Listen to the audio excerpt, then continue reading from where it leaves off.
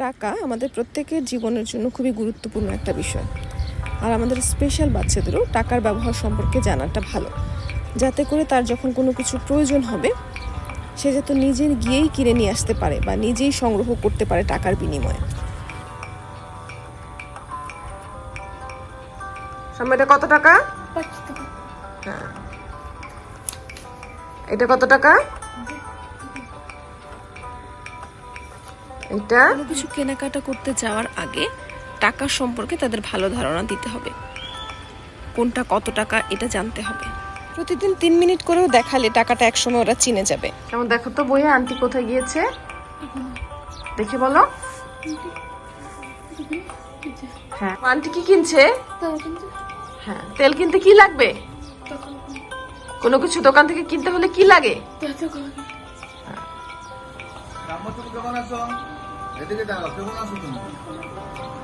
ভালো আছো? তুমি কি কিনতে চাও?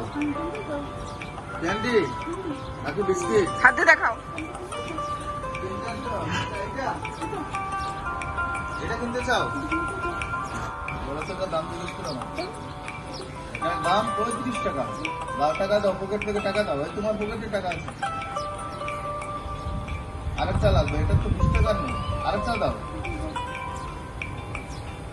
এখানে কত টাকা? দাঁড়াও, এখানে 40 টাকা। তাহলে তুমি 5 টাকা ফেরত পাবো আমার কাছে। ওয়েটটা করো, আমি তোমাকে টাকা দিই। দাঁড়াও, এখন নিবা না, আগে টাকা নাও। তোমার 5 টাকা ফেরত নেবো। এটা পকেটে ঢুকাও, পকেটে ঢুকাও। ওকে, তাহলে তোমার ওখানে নিয়ে যাও।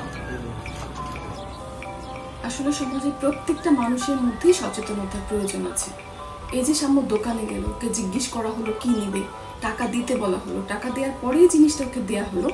এভাবে সবাই যদি একটু সহযোগিতা করে এবং ওদের প্রয়োজনটা প্রকাশ করার জন্য একটু স্পেস তৈরি করে দেয়, তাহলে কিন্তু আমাদের বাচ্চাগুলোর জন্য ইজি হবে সব পরিবেশে নিজেদেরকে খাপ খাইয়ে নিতে।